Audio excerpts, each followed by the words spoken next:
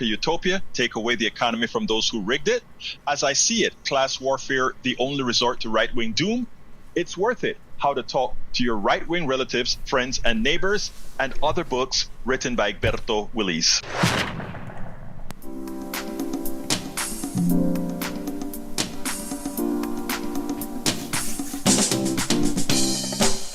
Welcome to Politics Done Right. My name is Egberto Willis, your host. Good morning, Houston. Good morning, Harris County. Good morning to the great state of Texas. Good morning to the United States of America. Good morning to the entire world receiving our signals via the magic of el Internet, formerly known as ARPANET, created by whom? Again, we gotta keep remembering this. We the people, we created all this stuff. And you know what? Somehow we have allowed others, a very select few, to take it all over, to control it all. Something that we have to get the impetus to mitigate, and that's what we're here for. We learn how to mitigate that. Anyway, without any further ado, let's move it over to the geniuses in the studio. We are talking about, of course, Jacques Van Bebbe and La Doña Mayana. Good morning, Mayana. Good morning, Jack. Good morning, and good morning to the people. Good morning, Maya. Good morning, Jack. Yeah. How is it going today, Egberto? You know, actually, let me tell you, it's going great. And let me tell you a quick little 10-second story. Last night, I moderated a panel of judges, Harris County judges. And I couldn't have been more excited because finally these judges have been under attack year after year with lies and misinformation. And they can't really defend themselves as they should. But what they did is they found a way how to come out into the public and give information. And of course, we need to take that information and blast the lies, things that they can't do for themselves. So I was very happy with the discussion that we had with the judges last night. Is that something that's going to be on the show today? I'm not going to play it because it's too long, but I have it on my Substack. So anybody who goes to egberto.substack.com or politicsandright.com/newsletter, it's right there for them to see. I'll definitely check that out. Thank you. For sure. Anyway. Okay, here we go. In today's edition of Politics Done Right, Egberto Willis dives into two urgent front lines of American political and economic crisis. Alexandria Ocasio-Cortez exposes how the GOP's sabotage of the One Big Beautiful Bill and their push toward a government shutdown will devastate the very communities they claim to represent. Rural America, working families, and the uninsured. Meanwhile, Senator Bernie Sanders warns that big tech oligarchs driven by unchecked greed are poised to use artificial intelligence as a tool to erase nearly 100 million U.S. jobs unless workers and lawmakers take decisive action. Together, these stories paint a vivid picture of power, greed, and the urgent need for a new economic contract that prioritizes people over profit. Wonderful headlines. Yeah, well, thank you, my brother, and thank you for that. Mayana, before I get started, do you have anything you'd like to add before we move on? I'm just mainly thinking about just the state that we're in, and I'm just really thinking about how intense it is right now, and I don't know if people are picking up on it, but just the fact that this November and next November, how important it is that, you know, the dynamics with Democrat and Republican, or how more Democrats need to be in power, because I do feel like this is sort of the last chance. It's almost as if, you know, there's a coup going on, and it's just, I just want to press how important it is for people to really get involved and to spread the word.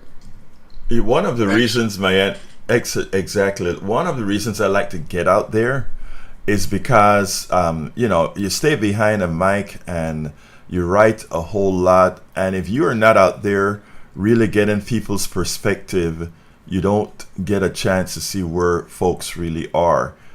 I try to get out there in front of rallies. I try to get out there in front of panels, etc., so that you can see where the thought process is. And there's something that happened yesterday. I was speaking to one of the members of HAD, and she said, I am noticing that too many people are starting to look and feel defeated. And it is something that I think going around I've seen as well. But you have also heard me talk about how the women are holding things up with all these rallies and not giving up, etc. And I told her that that is a spirit that we have to get into all Americans, because when you said coup, we are going through in your face, open eye coup in this country right now. And we are doing it in a manner with the consent of Congress and the appeasement of a Supreme Court. Okay? Did you want to say something?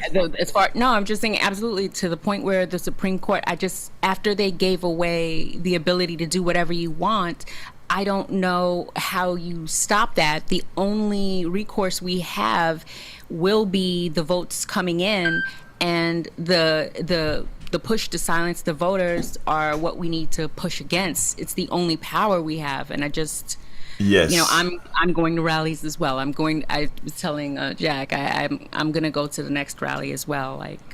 That's October 18th. Absolutely. October the 18th.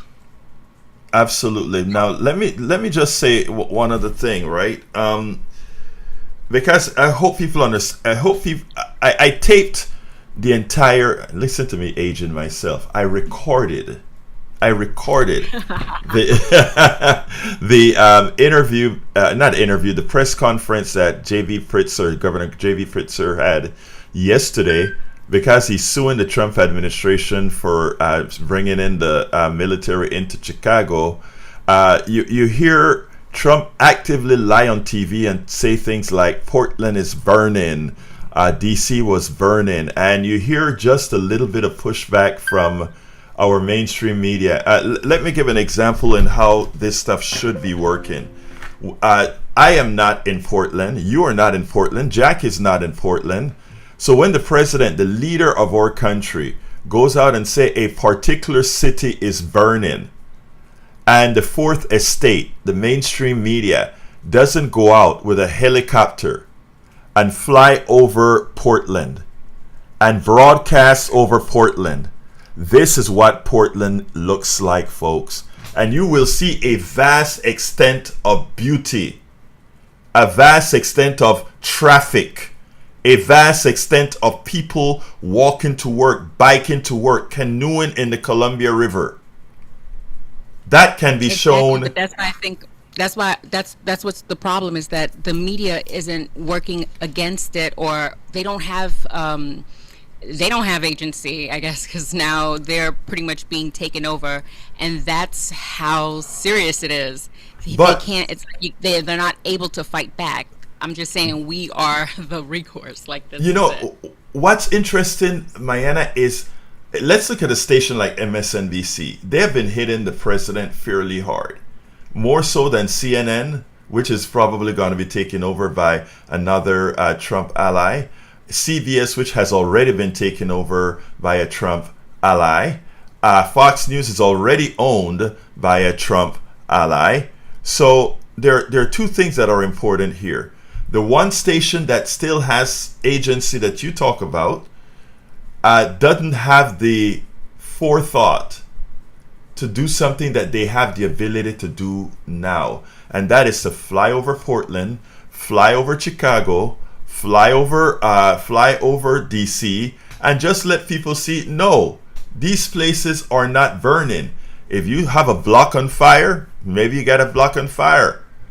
Not true, but and let the people know that. But when you have the people that listen to Fox News, and Fox News is playing different types of videos from 5 years ago, when a city block where the federal buildings were is where we had the riots, where we had the protests in the front of a park. I had a friend, okay, part of our network. At that time, it was a Coffee Party Network. He was reporting from Portland. And what we saw, even on mainstream media, was the cameras concentrated on the barricades in front of the courthouse and the park filled with tents of protesters, etc. And that was what people saw Portland looked like. While 2 blocks on all sides of the park and of that building, it was business as usual. All the way into the Columbia River, all the way into all these other places, it was, living as usual. So people in Portland hear Portland is burning, tourists here, but nobody sees what they're talking about. And our media is failing. One of the reasons we talk about how important this here is going to be, pitch, even though we're not in fund drive yet. But one of the reasons we need to be funded, all, not just KPFT, but all independent media, by the people who the mainstream media is leaving uneducated about what's going on and what our government is not doing about, is because you are not seeing the truth. We can complain about the military you see in DC, but the president is justifying it by saying it's under attack and finding a few people to say, oh, I'm glad that the feds are here because now the crime rate is down, which the crime rate has been going down all along. And the president wants to come out and say, I'm taking credit because it's going down because I put the military. No, it's going down because we're working on policies that make crime less effective. Crime is there because of socio-economic reasons. You solve the socio-economic problems, and except for the psychopaths, you solve the crime problem. And there are all these issues, but that slow decline, that in your face, in front of you coup that is occurring, the only thing to mitigate that, first of all, is volumes of people. And I'm not only talking about volumes of people at the, let's say, October 18th protests. I'm talking about volumes of people going out to vote. Even what the president wants to do is put the military in high democratic areas so that people are fearful to go out there and vote. And if you limit the vote, the people that are never going to be fearful to vote are MAGA hats wearing people. I'm going to go buy me a MAGA hat because I have some stuff that I want to do under the name of MAGA as a test. But it's so important for us to go out there and do our thing. But anyway, let me go ahead and get started with what we want to talk about, unless Mayana and Jack have something else they want to add. We're good. We're excited to get into the show. All right. Anyway, folks, let's get busy. Look, right now, we're in the middle of a shutdown. And in this shutdown, the reason that we're having this shutdown is because at this point in time, Democrats are holding back to, I guess I'm going to use the word coerce, Republicans into reversing what they've allowed to happen. And that is for subsidies to expire in December. Subsidies for 24 million Americans who are paying their health care on the exchanges. For all of those people who are not empathetic to that cause. America is a country of 300 and something million people. A large percentage get their insurance, albeit bad insurance, from their employer. Another set go ahead and they go directly to the private brokers to buy their insurance.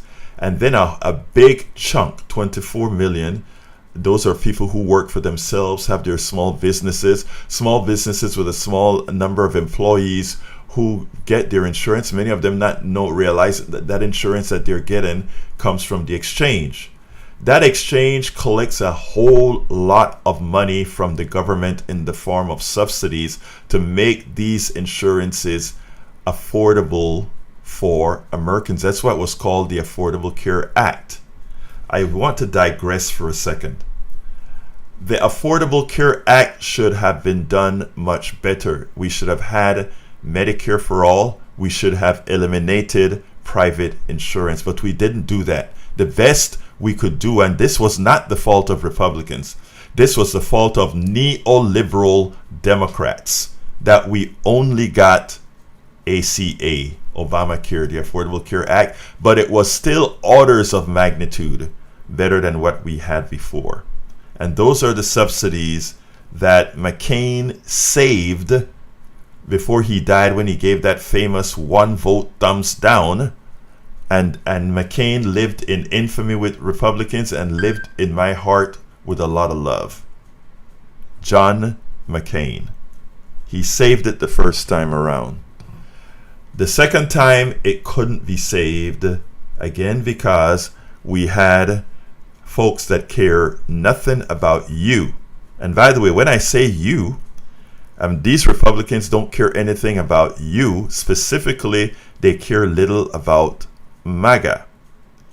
Because most of the people that are taking advantage of the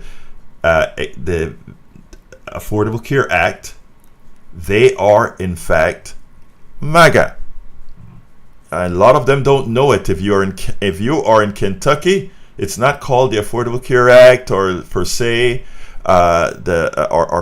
Obamacare. They know it as Connect. It was funny because there were times that reporters would go out and say, "What do you think about Obamacare? I hate it. What do you think about the Affordable Care Act? I hate it. Do you like Connect? Oh, that thing is great.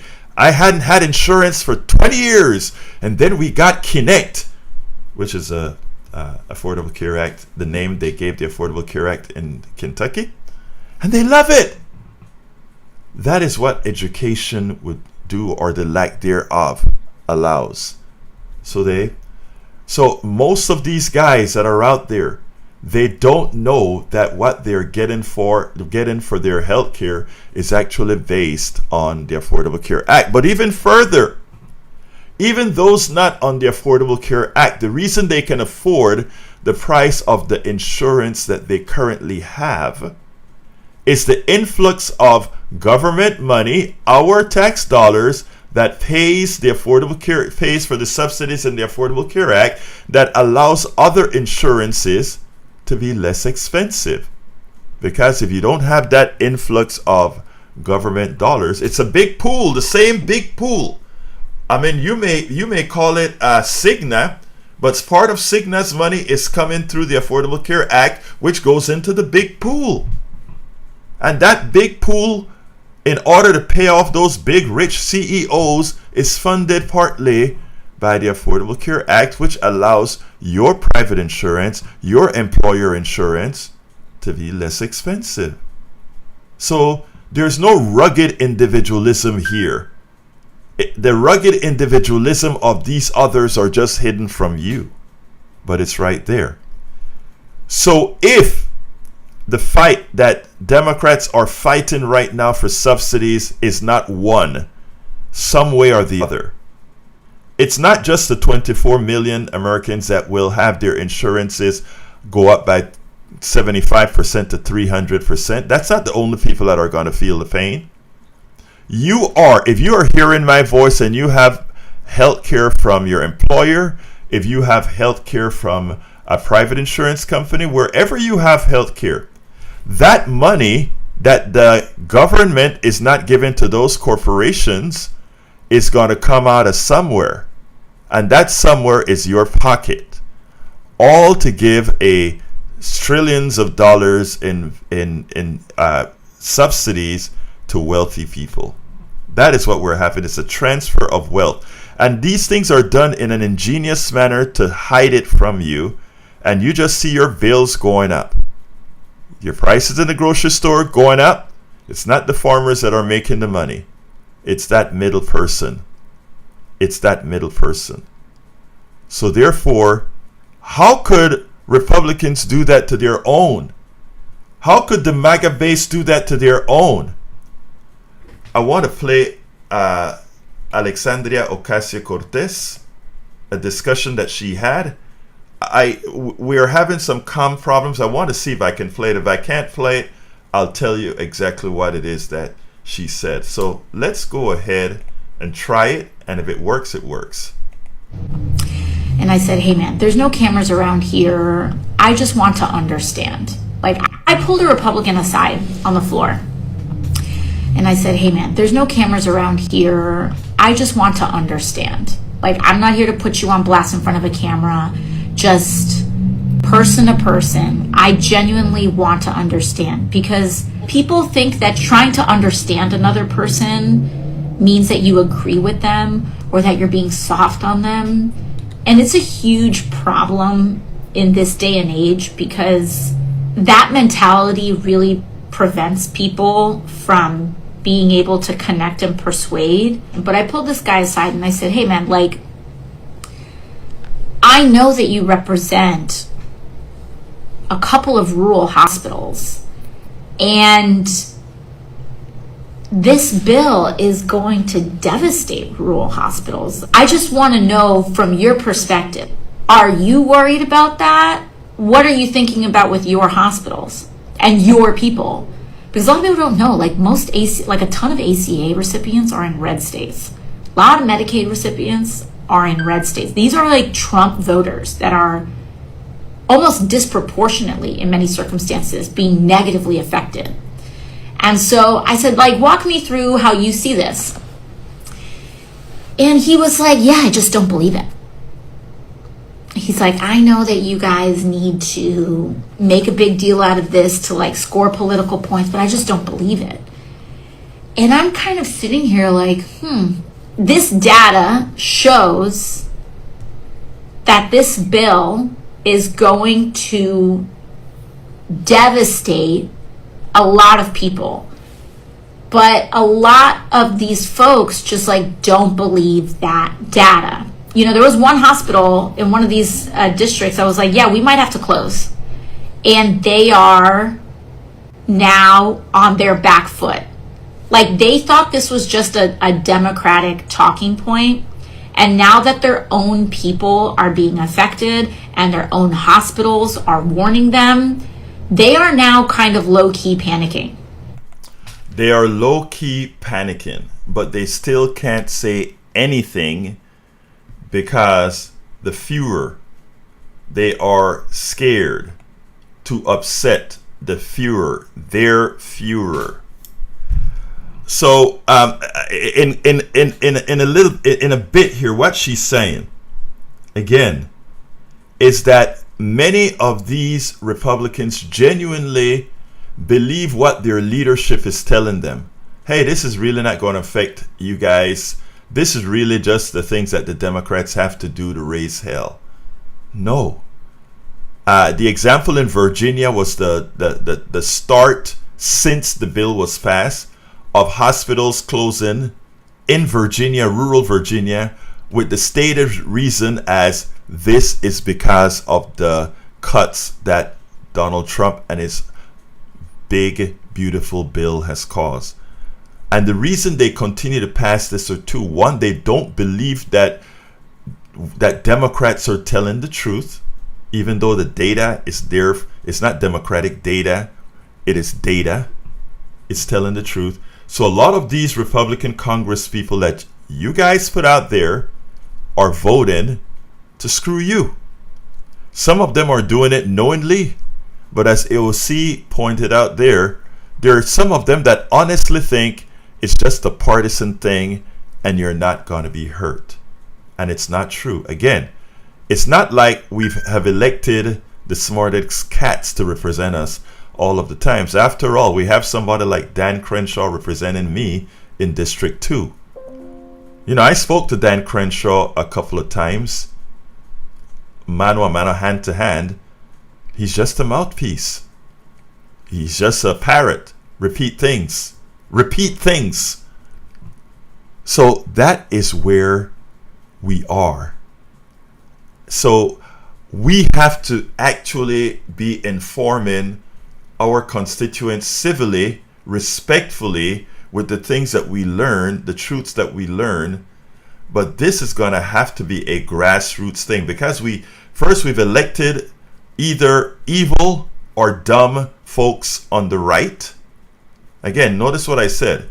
Just one or the other. Evil or dumb.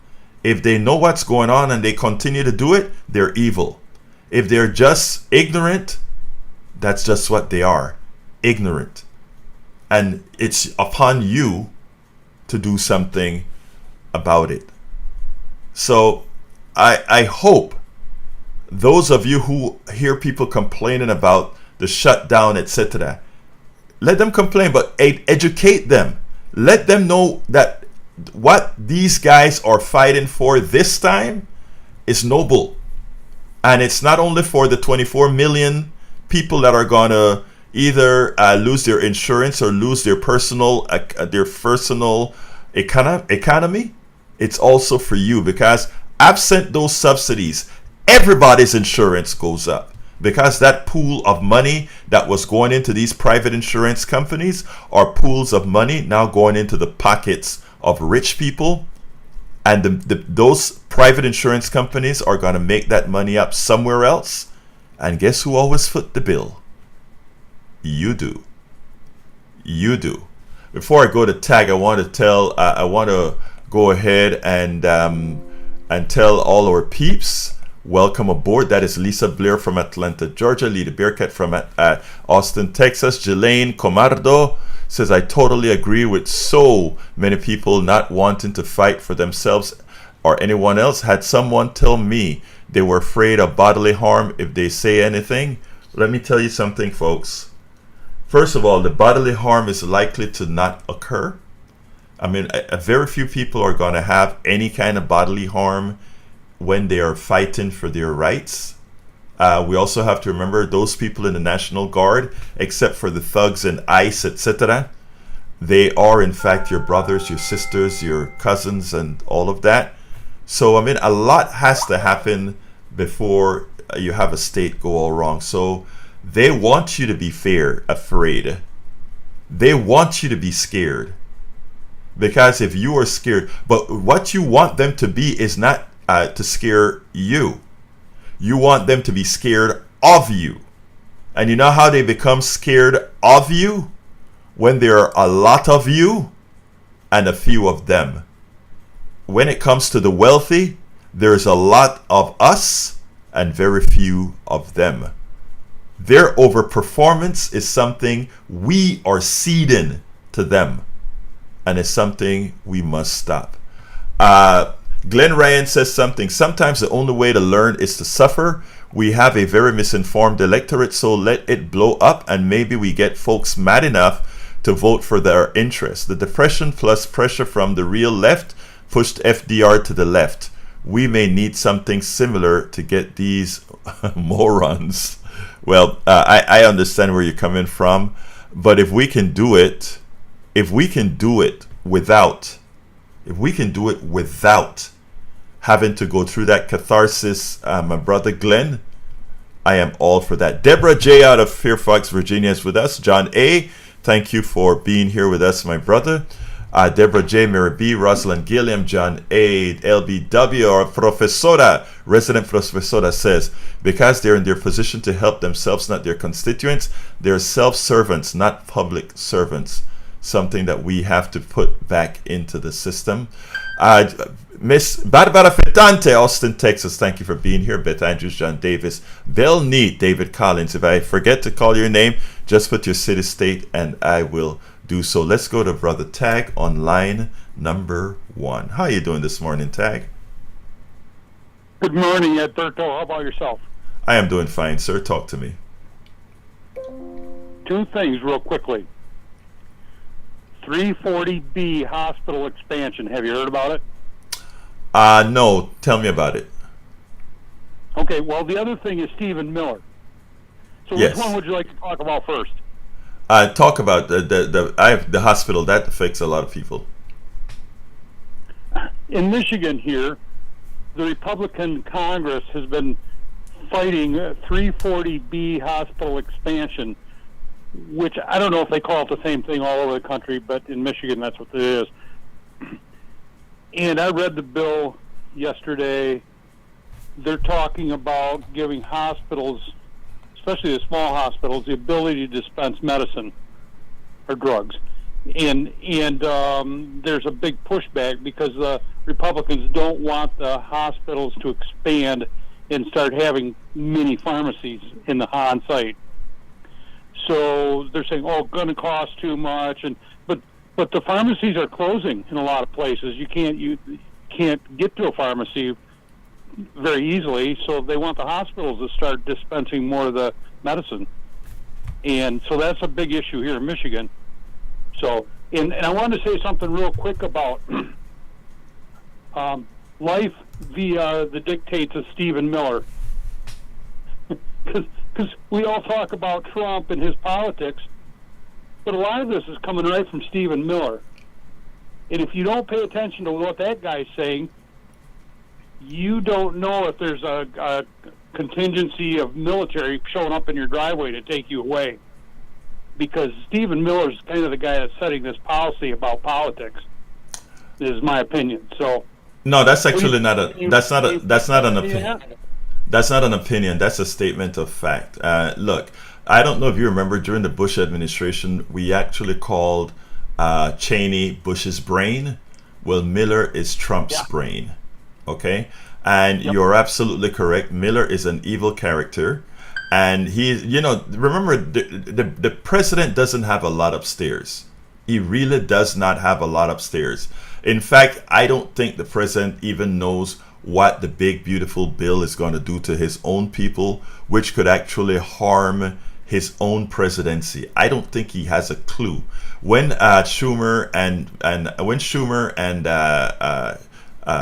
Hakeem Jeffries went to speak to him, he was blown away when they told him what it would do, and I don't think he still believes what they told him, because you had right there Kevin Johnson,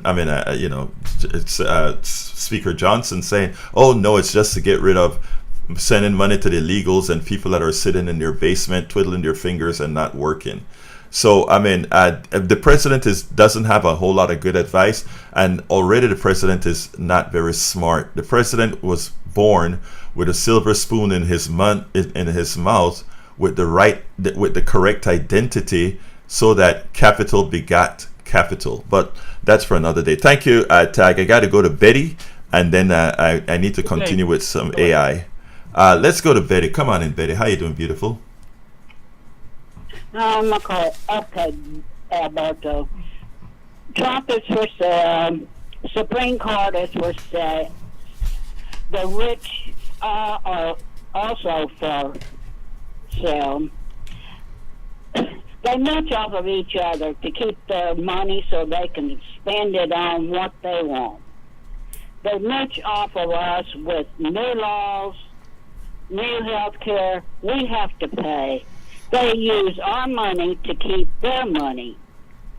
So throw some water on your face. They are the biggest the moochers of all. Please walk away. Love y'all. Love you, Betty. I love Betty always have her statements nice and written and ready to say her piece. Thank you, sis. Appreciate that. All right, I want to go into AI, but let me just go ahead and take, I think that may be John from Minneapolis. Let's just take John and then go into the AI stuff, which I want to do important. So hold the calls after John till I get through AI. Go ahead, John. Yeah, I wanted, yes, Stephen Miller is rather evil. There's a meme on Facebook with him shown as the original Dracula. Actually, he looked like the character.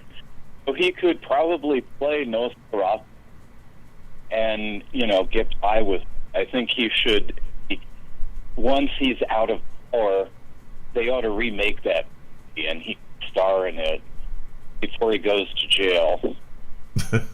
I agree, John. Thank you very much for that, John. Thank you very much for John. I want to read something from John A. John A says, Obamacare did a lot to help by mandating insurance that has real coverage for people who are sick. Private insurance back then had very low caps or max that it would pay. Once you capped out, then you were left to Medicaid. If you're lucky to get Medicaid, difficult to get in Texas. But John A. nailed that Obamacare. In fact, when Obamacare came out, I made it my business to go ahead and promote the hell out of it, even though I had previously said absent the not the Medicaid expansion, the public option, I wouldn't support it. But again, we have to work with what we have best at the given time, and he's correct. There are a lot of things Obamacare did. Make sure that women were treated like men. Pregnancy for women used to be considered a pre-existing condition. A whole lot of things that Obamacare cleaned up that the insurance companies couldn't do anymore. Anyway, I want to get into some AI here. Look, a lot of people fear AI. A lot of people think that AI is a bad thing, it's a job killer, etc. Is AI going to be a job killer? Yeah, AI is a job killer. Look, let me just tell you, on a personal note, I use AI to help manage quite a few things. AI isn't new at all. AI is not new. From the time we got robots, we were talking about AI. Look at what AI did to employment in the auto industry. You see robots building cars. Every single robot that you see there was done by, replaced several human beings. Is it artificial intelligence? Hell yes. We just didn't have a fancy word to call it. We called it robotics, automation. But AI has been around for a very long time. But the growth of certain things, like the growth of cancer, is exponential. Let me explain. You have one cancer cell. The next iteration is each of those one cancer cells become two. So one cancer cell becomes two. Two cancer cells becomes 4. The next generation becomes 8. The next generation becomes 16. The next generation becomes 32. The next generation becomes 64. The next generation becomes 128. That's called exponential growth. Every iteration, the growth rate is much higher. That's the same thing with AI. You first got a machine that did the calculations for you. Remember those old calculators? They were all mechanical. Tick, tick. You could do a whole lot of computations faster by having a machine do it, mechanical. Then we invented something called the transistor. The transistor did the same thing these mechanical things for a mechanical calculator did. It just did it faster. And then we went from transistors to microchips, which simulated millions of transistors on a little thing, and we could do things a bit faster. Then we got the computers, which was a conglomerations of microchips that created the CPU, right? The CPU, the central processing unit. And then we got the software that know what to do. And all these things grew exponentially. So this fast pace to AI is something that happens in nature all of the times, exponential growth. And it's not hard at all to see that eventually this exponential growth, just like it got rid of workers in Michigan, would start getting rid of every kind of worker that it has. You no longer need to have these big, expensive call centers anymore. Because if you have a call center with a human being, every human being that joined that call center that gives you technical support has to learn about the subject they're giving you technical support in. Well, now we have AI databases that you build one time.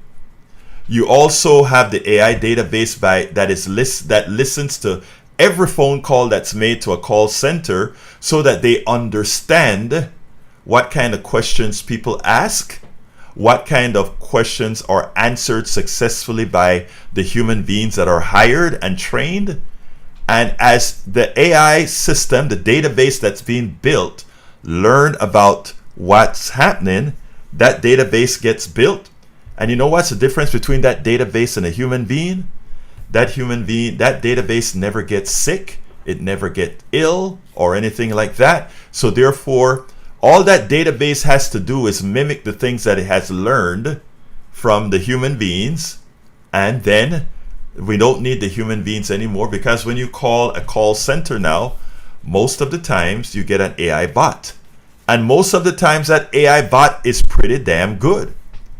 Now you have ChatGPT, another AI bot. You have Represent. You have all these different bots that you can ask a question. And because they have learned how to answer these questions from everybody on the planet, they do a fairly good job of it.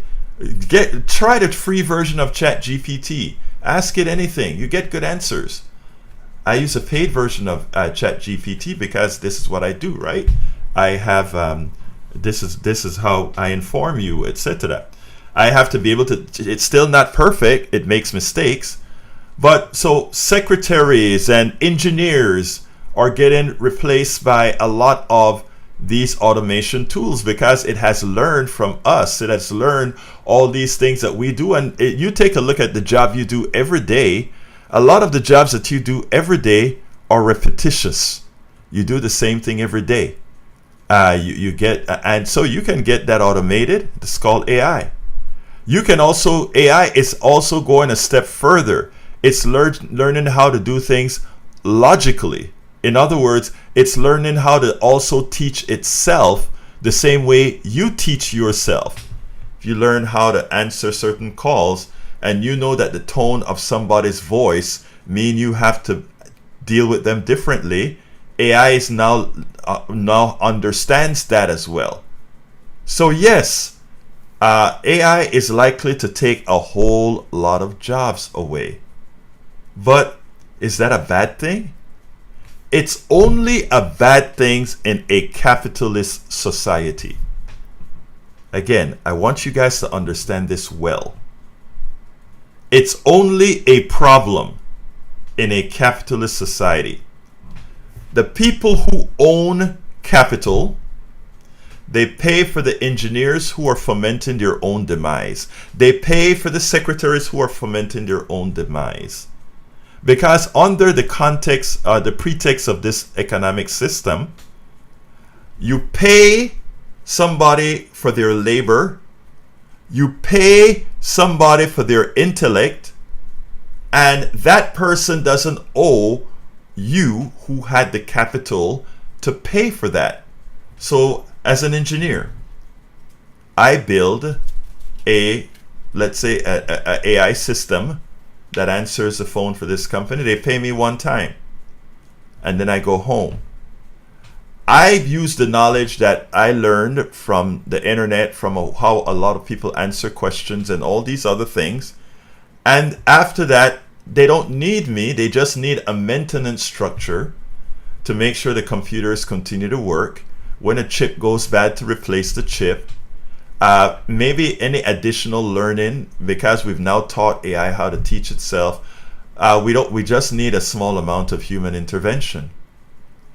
And who makes all the capital? Who makes a profit from having a call center run by AI? The capitalist who invested his capital to buy human intellect, to buy human know-how. That capital list is the person who makes all the spoils. The same applies for that. Remember, I talk about exponential growth. That is repeated over and over and over again. In a capitalist society, where we say the person with capital risk their capital and they profit from the risk that they take. That's a lie, but that's for a bit later. They risk nothing, but that's the story you've been told. They risk their capital and the reward for that is the profit they make from the risk they took in AI. It's not true, but that's what they tell you. So we accept that AI is going to cost a lot of jobs. And lucky for the investor, lucky for the small amount of people that are still going to be needed, lucky for them. There are two missing points here. One, if you don't have an employed populace, then the products that all this AI is going to generate, the faster cars, all the things that AI will generate, who's going to buy it? if you don't have the money to buy it, people won't buy it. But don't think the billionaires haven't thought about that. They have. In the long run, they will support certain types of taxes to keep money in your pocket to keep the economy going. But that's not where I want to go quite yet. I want to go to where the type of economy that AI should be creating and that we should be demanding. We have given the power, the economic power with capitalism to the owners of capital. Doesn't matter how they got that capital. The West Texas landowner stole all that land. They have capital and they can invest in AI. So their stolen property invested in AI puts you out of a job. And that goes in every sector. The person who found oil on public lands and they're profiting from that oil on their public lands are investing in AI, and all those call center, all those data centers that take a whole lot of energy, etc. It's your money. It's what you created. You created your own demise. That's what a capitalist system does when it comes to the who benefits from the spoils. It isn't true that these guys risk anything. When they risk their money for their projects that are not successful, they get that money back, because for the projects that are successful, before they make a profit on the successful projects, our government, we the people, allow them to deduct their losses from the projects that fail. So anytime you hear we have this system because we want to generate innovation, because if they don't see a profit in innovation, they won't innovate. The capitalists don't innovate. The people with capital don't innovate. The engineer innovate. The teachers innovate because the teachers makes us. The other people innovate. They create. The capitalists just put their monies out there. And whenever they make a profit, they're rich. And whenever they lose money, they write it off.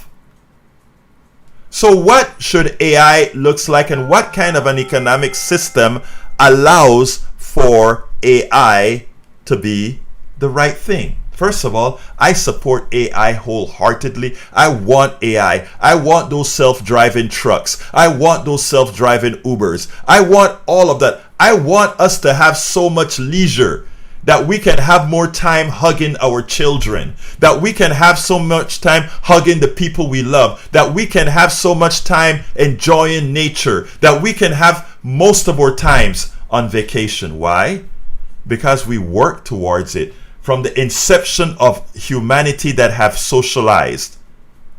As we came together socially, we have worked together to create things, to create tools. We created the hammer, we created the hatchet, we created the wheel, we created the machines that did all this work. We created it. Not the capitalists, we did. Then you got some smart aleck that created a system where they could profit with their capital on your work, on the engineer, on the lawyer, on the guy who sweep the streets, on the garbage collector. All of those things are being consumed into the AI database so that eventually it replaces the actual worker, right? And I'm saying replace the worker, please. Replace the worker. I want that worker replaced by AI. But what I want, folks, is I want us to have the laws that says the following. Eventually we'll get to a 10-hour work week. A 10-hour work week. And AI, which isn't the domain of the capitalists, the wealthy, it is our creation. It is your mind. Every time you make a call to a call center, you are training the AI system, the AI model. Every time you drive your car and get into an accident, you're training the AI model. Every time you lose your life from cancer, you're training the AI model. Every time you're cured from cancer, you're training the AI model. We are the inputs that creates AI. The capitalists pay some engineers to understand how to create the relational databases that allows AI to make the choices it makes, that many a times make better choices that we as human beings with a slower mind. In other words, the electrons in our minds, even though it's run in what's known a collective manner, in a network manner, it's arranged much better than a von Neumann type computer, but the computer still, because we can apply the massive amount of energy faster than our brain. But we created that. All of us created that, from the janitor right up to the engineer, right up to the doctor. We created the data set that AI uses to do its job, and we are not compensated. I want to kind of go on a little tangent, and I'm going to use Oprah as an example. Oprah is a billionaire. Oprah became a billionaire because she was able to project herself over radio and TV, over the internet. She brought into America's homes things that America liked about her, and about the advice that she gives, about the touchy-feely friend that she became to millions of Americans. And that allowed her to reap a lot of money for herself and became a billionaire. And a lot of folks would say, well, she lifted herself up by her bootstrap. I'm using Oprah because Oprah started her life as a very poor person, and she used the capitalist system to get very wealthy. Okay?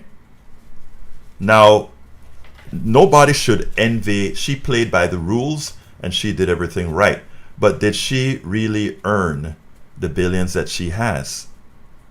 You know, just like in AI, the long narrative that I just gave you with AI, that engineer who created Marconi, who created how, or talked about how to send electronic waves over the air, he never got wealthy from his creation, which has made Oprah rich.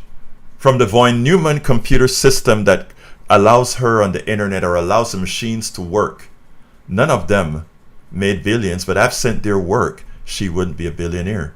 She's a capitalist, but she wouldn't be a billionaire, right? We are all a collective. We are all interdependent on each other. And for us to say that the last person to use all the doings, all the makings, all the creations of all of us to be the ones profiting, that's a flawed, that's a failed economic system.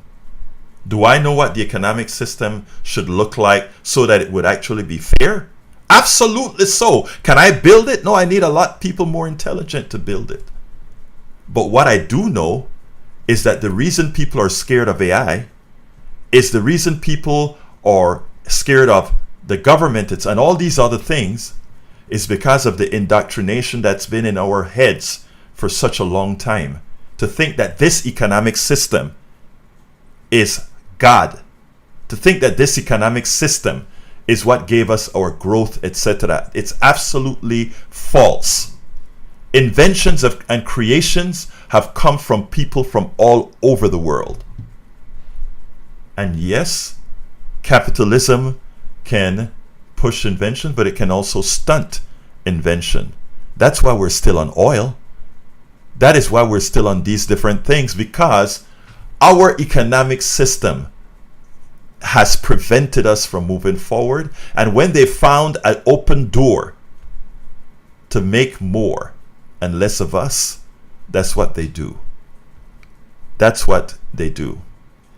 And so my thing to all of you, and I'm coming close to time here, is not to fear AI. It's to demand that we are all compensated from AI. All of us. And how are we compensated? The 10-hour work week. The 10-hour work week. Everybody still gets employed. And for those who don't have a job, basic income. Because the AI model was created by all of us, from all of us, from even the vagabond on the street had a part to do in the creation of the AI model. And with that, I'm going to pass it on to the studio. and then we'll close this baby out. Studio. Well, if we were to evoke Vulcan logic, it would be the needs of the many outweigh the needs of the few. You bet your life on that.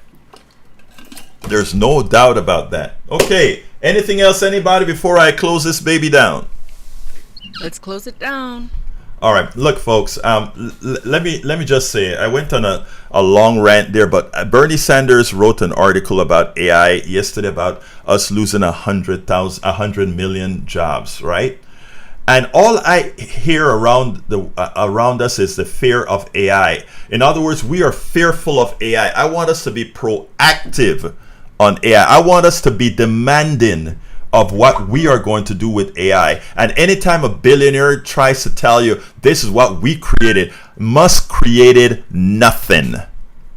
And I mean nothing. These billionaires created nothing. They are parasites on top of the work we all as workers do. And you have to believe that in the core of your being. You have got to understand and know that in the core of your being. You are the creator of all that we do. It just happened to be forces and parasites who we have mostly given the rewards to in this country. And with that, I want to remind you that you can get the rest of the program at politicsdoneright.com/newsletter. Again, that is politicsdoneright.com/newsletter. You can also write me directly if there's something you wanted to say about this subject or any other subject. Remember, you can reach me directly at kpft@politicsdoneright.com, kpft@politicsdoneright.com. I love you all. We got to love each other. We got to move forward. That's the only thing that's going to save our butts. My name is Egberto Willis. This is Politics Done Right. And you guys know how I end this baby. I am what? Out!